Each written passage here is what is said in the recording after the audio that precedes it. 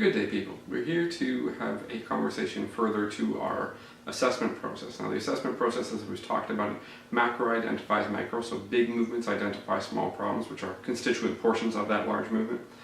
The fact that we want to look patient active followed by patient passive to the best of our capacity. Depending on the situation, obviously, the patient can't move, well, we've got a different set of issues and we can work with that.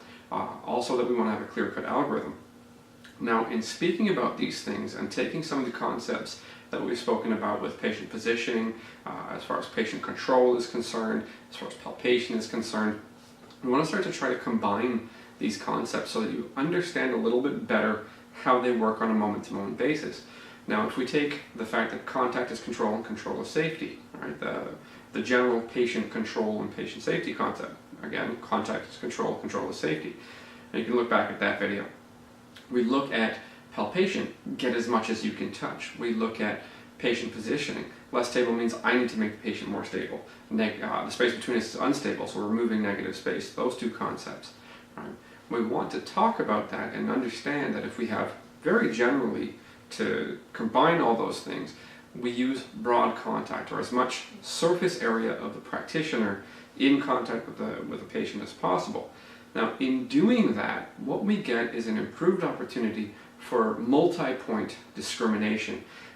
We talk about two-point discrimination in palpation in general.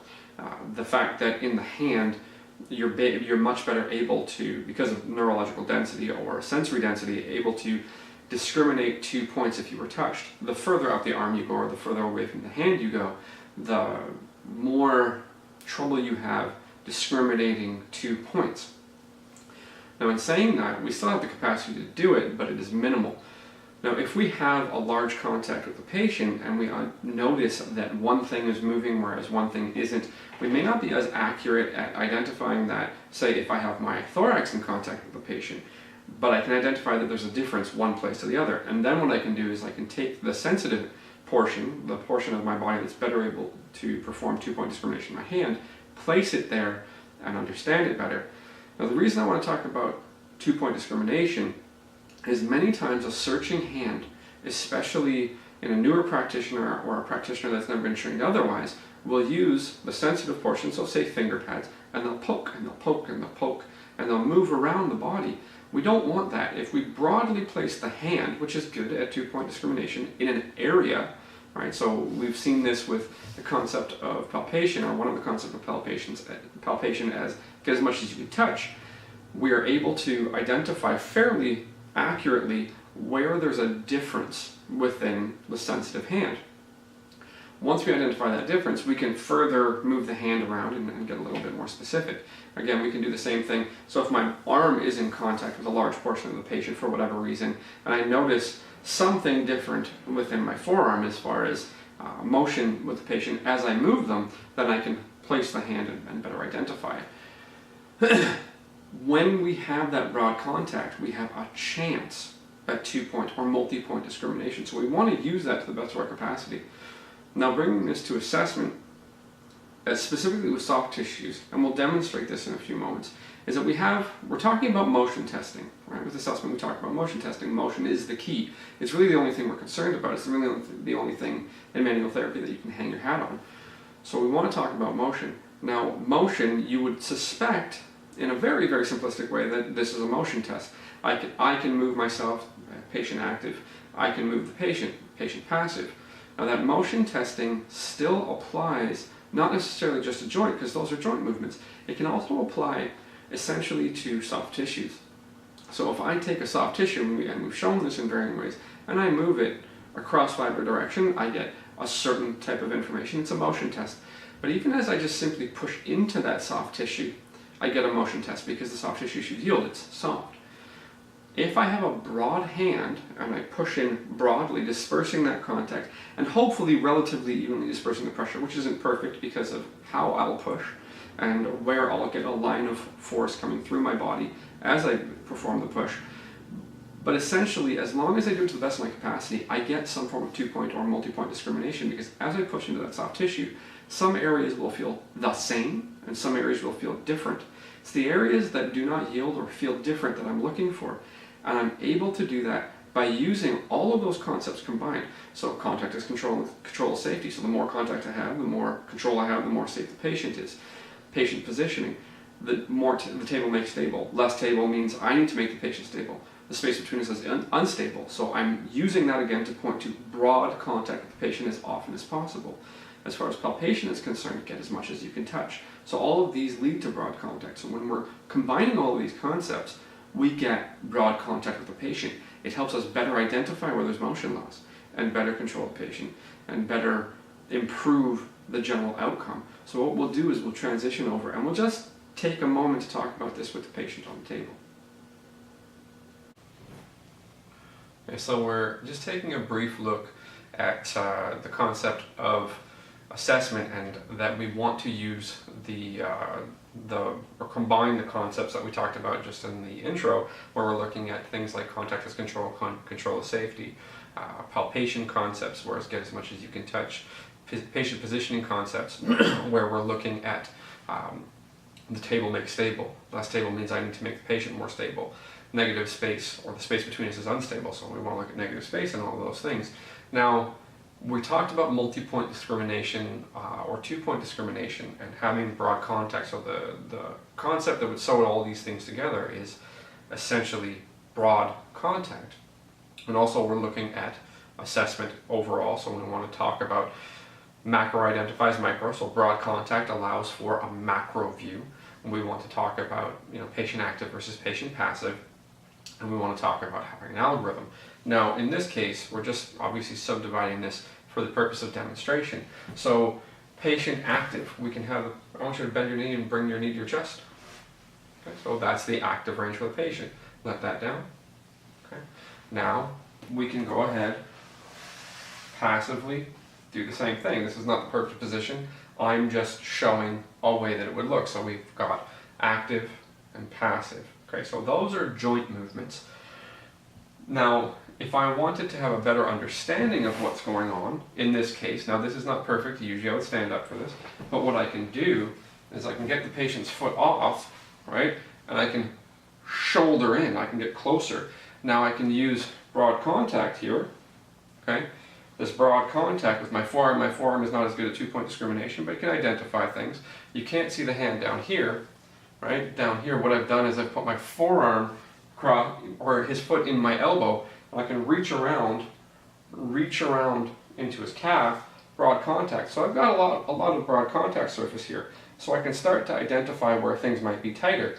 The areas under contact are areas I can clearly understand, and if I don't find something in those areas with the contact, I can begin to assume that they're somewhere else.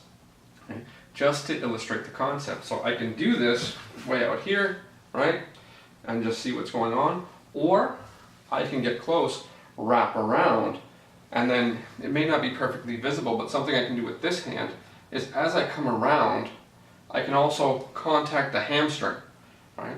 So I can contact the hamstring, put his foot in my elbow, shoulder in, get close, and I can start to assess, right? So I can move this hand around. We're just illustrating that broad contact concept. So even in doing that, I'm minimizing negative space, so the space between us is unstable. Again, combining all of these concepts. And we've mentioned checking soft tissues. Okay? Now, checking soft tissues, we still want to use this concept of broad contact. Right? If I wanted to check through the quadriceps mass, some people will teach to do a sweep. Right? Now, doing that sweep is perfectly fine, and it does involve broad contact, and it allows for multi-point discrimination. However, one of the challenges is that it's moving, so the sampling rate is not necessarily as accurate as we would want. I can achieve the same thing, broadly place my hands over the quadriceps, right? I can push into them broadly, I can push in broadly, I can push in broadly. Now, in doing that, this is the area that I'd be the most interested in, because as we spoke about in the intro, what we're looking for is the soft tissue yield. As the soft tissue does not yield appropriately or the same as its surroundings, we've identified the area that's worth more investigation. So the idea is the multi-point discrimination, the two-point discrimination, the broad contact allows us to sample many things at the same time, and in sampling them, we can identify what's different. So we have this expectation that everything is going to be somewhat similar, that all of these tissues are going to yield in a fairly similar fashion. And when they don't, well, we found the one that's different. We're looking for the one that's different. And the key concept is, although it is definitely the one that's different, the difference is we're looking for the portion that doesn't move. So the same concept that will apply to joint motion, which is essentially testing all conjoint tissues, not only how those bones interface with one another, but how those bones interface with the surrounding multiple layers of soft tissue, be it tendon, bone, ligament, fascia, whatever else you'd like to speak about. Periosteum possibly, although we'd never be able to figure out what actually is happening at the periosteum without some form of image. But we can begin to assume and tell ourselves stories, and we talk about these stories that we tell ourselves and the cognitive biases in other videos, so we don't need to touch on it too much here. But another possibility, and now here's the challenge, we're looking for the 2-point discrimination. If you see, I just place my forearm and my hand generally over the quadricep, okay? I can just lean in, so this is a much bigger sensor, but we have to understand that this sensor has differing sensitivities. The most sensitive portion is up here in my hand, in the palm of my hand. The least sensitive portion is down in my forearm. All I've got to do is lean in, okay, to check all of the soft tissue at the exact same time. And what I do is I rock. I essentially rock through. And I do notice that somewhere in this area there's poor yield. So I can go and I can take the sensitive portion, put it in there, and identify it more accurately, right? So you see how I broadly sample, and then in that sample, I go to my fingertips where I found the least yield, or the least motion. So we go from macro identifies micro, right? So broad contact creates the macro picture, be it this fashion here, be it this fashion here, multiple samples, but again, it's macro identifying micro. So within the large push, or the large interface that creates yielding of the soft tissue, and then the thing that's different, being the thing that doesn't move, shows up right in this area. Regardless of how I do this, be it this way, whatever way, I can kind of do a tissue roll, but again, I would do it broadly, so I get that multi-point discrimination. I can identify from the big picture where the smaller picture or the small motion problem is.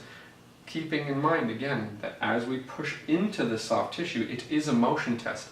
The motion I'm asking for is, will this tissue yield? Will it kind of disperse? Will it change its shape under my hand? If the answer is yes, it's fine. If the answer within that broader context is that one portion does not yield, that's the portion that requires more investigation.